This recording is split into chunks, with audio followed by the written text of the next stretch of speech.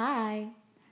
If you have been to my channel before, chances are you are aware of my disdain for Sabo. I'm not bringing anything new to the table here, but yesterday I rewatched Stampede and I could feel my blood boil every single time he was on screen. So today I am going to vent and let out my Sabo frustrations, and I would love for you to listen. Because otherwise, this is going to be just me getting angry by myself at a fictional character. What is my life? What's up, Momo? We're grooming you today. Sabo's existence angers me. I don't hate him, it's not about hate. He just frustrates me immeasurably.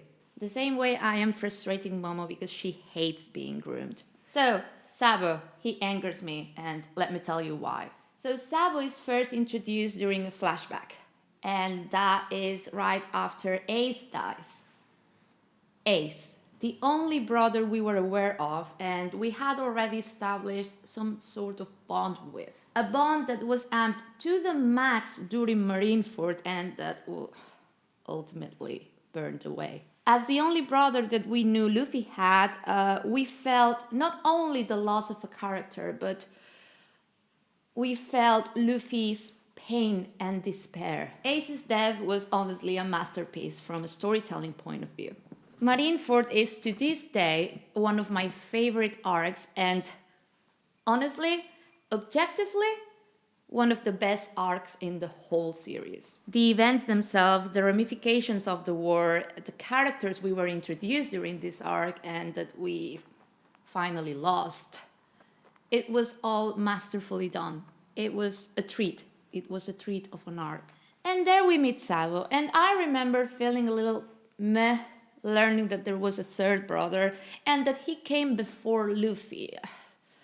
I just felt like he was out of place, like he was intruding in a moment that was supposed to be about Luffy and Ace and their bond. But okay, sure, Sabo, he was there. And I thought, let's not judge too quickly, let's see how the flashback unfolds. And so it unfolds. And I don't have any connection to Sabo. I didn't hate him, I didn't mind him. He was just there. And sure, there was this narrative of the nobles and the social inequality and all that. But I feel that those themes could have been handled and tackled at any other point in the series, not then, but okay. And then Sabo dies, killed by a Tenryubito, and that is supposed to wrap up and justify his presence in that flashback and in the story as a whole. And I like to think that losing Sabo that way to the Tenryubito, to the world government, really, added meaning to what Luffy said during Enies lobby when they were rescuing Robin. He said that he fully understood who Robin's enemy was. But yeah, more than that, it meant that Luffy had already lost a brother. He had already been through this. And after Sabo dies, Ace promises Luffy that he will never die. And then he does. And I think that fuels the abandonment issues that Luffy already has. And I'm not being overly dramatic here, because Luffy says it himself. When he meets Ace, he does his best to befriend him, and Ace just blows him off all the time. And Luffy tells him that he needs Ace because otherwise he will be alone. Because there's nobody else. Like, he cannot go back to Fuchsia. His grandpa is not there. There's nobody else. So there are some deep-rooted issues in Luffy. But we're not going to get into that now. The thing is that Sabo had already left once on his own accord to go back to his family for reasons. And Luffy has to take that hit. And then he lives for good because he dies. Big air quotes here. So the thing is that I grew to be okay with flashback Sabo. But then fast forward to Dressrosa and Guess who was alive all along? And that angered me so much. I was livid. I was like, why are we doing this? Why is this happening? It's horrible and borderline stupid storytelling. It makes no sense. So Sabo survived and he was rescued by Dragon, which is already idiotic. Like, his boat was blown up. How the fuck did he survive? And then bringing Dragon is just big convenience. You know what I mean? It's like, let's justify having Sabo back by handing him a role in the story that he hasn't earned. And that's going to be his whole thing. That's going to be his specialty. Getting things he hasn't earned. Because apparently, Sabo is now the Revolutionary Army's number 2. I know, this pisses you off too, Momo, but we need to groom you. So yeah, there was nobody more qualified for the position in the whole Revolutionary Army other than Sabo. 21-year-old amnesic Sabo. Oh yeah, because he had amnesia. Let's get into that. Because how do we justify him being dead to the world all this time? Let's give him amnesia. But not just to him. Not just to him. Let's give amnesia to everybody that ever knew him.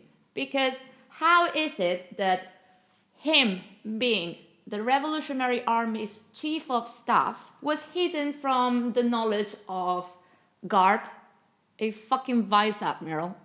Ace would have known about him too. He was Whitebeard's commander. He has information. He's not Luffy. He is aware of the world. So just that it doesn't make sense. It's just pure absurdity. It's like more than amnesia. He was a victim of Sugar's devil fruit and he was turned into a toy, and that is why nobody remembers him. That would make more sense than the fucking amnesia thing. Oh, it fucking angers me. Sabo being alive is a travesty. It only creates plot holes in a story that otherwise is pretty tight and nicely wrapped. But yeah, let's have Sabo show up uninvited and help himself to whatever he wants. Ace's fruit? Sure, yours. Have it. At least you're aware of the fact that you're just here to fill Ace's shoes. Which, by the way, are way, way, way too big for you, my darling. And of course, Sabo has apparently no flaws because he masters the meta no Mi in like 5 minutes. Oh, and every time Sabo shows up, let's just give him Ace's lines to say. And also, let's have every single character around him remind us of how similar he is to Ace. Oh, he said the same thing as Ace. Oh, he did the same thing as Ace. Just in case we hadn't driven that point home enough. Sabo is being forced into the story so hard it honestly hurts to read. He's being shoved down our throats whether we like it or not. And I'm not okay with it. The problem is that he's just a cheap shadow of Ace.